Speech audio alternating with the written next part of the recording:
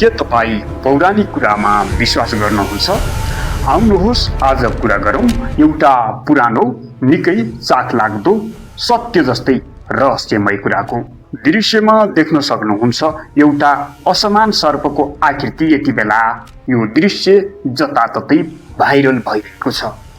यो दृश्य हो कर्णाली प्रदेशको डोल्पा जिल्ला त्रिपुरा सुन्दरी नगरपालिका वडा नम्बर 4 सिउडेनी भन्ने ठाउँदेखि पाल्लो साइड भेरी नदीको माथि रङ्ग गाउँदेखि तलको चट्टानी भिरमा रहेको सर्पको आकृतिको।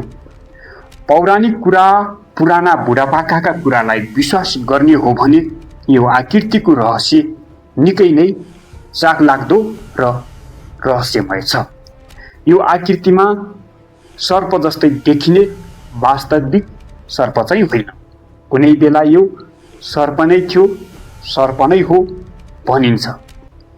यही सर्पको आकृति देखिएको ठाउँदेखि माथि रङ्ग भन्ने गाउँ छ।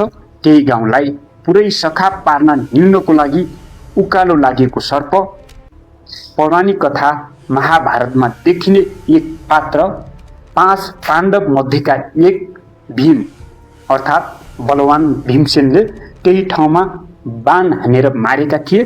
त्यसपछि त्यहाँ त्यस सर्पको आकृतिको रूपमा पहरमा रहन गएको हो भनिन्छ र त्यो सर्पको बाण हानिसकेपछि टाउको उछटिएर छारका भोट गएको र त्यस टाउकोमा अहिले ओडारको रूपमा रहेको र टाउकोमा 500 भन्दा बढी भेडा बाख्रा अटाउँछन् भन्ने भनाइ बुढापाकाबाट सुन्न सकिन्छ।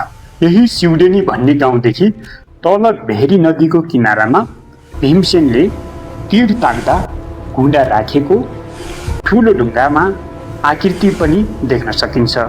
कतै कतै भीमसेनले तल भेरी नदीको छेउमा खाना बनाउँदै गर्दा घुँडा टेकेको र सर्परङ्ग गाउँ खाना उकालो लागेको देखेपछि भीमसेनले बाण हानेको हो भन्ने भनाइ पनि सुन्न सकिन्छ।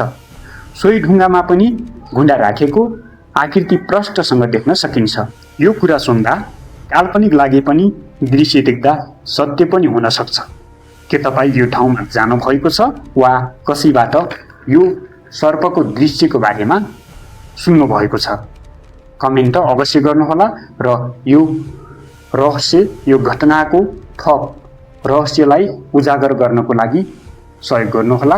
अन्त्यमा कर्णाली प्रदेश प्राकृतिक रूपमा निकै रहस्यमय र उच्च पर्यटकीय सम्भावना बोकेको कर्णाली प्रदेश प्रचार प्रसारको भोको छ। अवश्य सबै सामु यो भिडियो पुर्याएर यो दृश्यको थप रहस्य पत्ता लगाउन सहयोगको लागि अनुरोध गर्दछु। भिडियो मन परे लाइक, कमेन्ट, सेयर, सब्सक्राइब गर्नुहोला र फेसबुकलाई फलो गरेर जोडिन पनि सक्नुहुन्छ अनि युट्युबमा सब्सक्राइब गरेर जोडिनुहोला। हवस् त, धन्यवाद।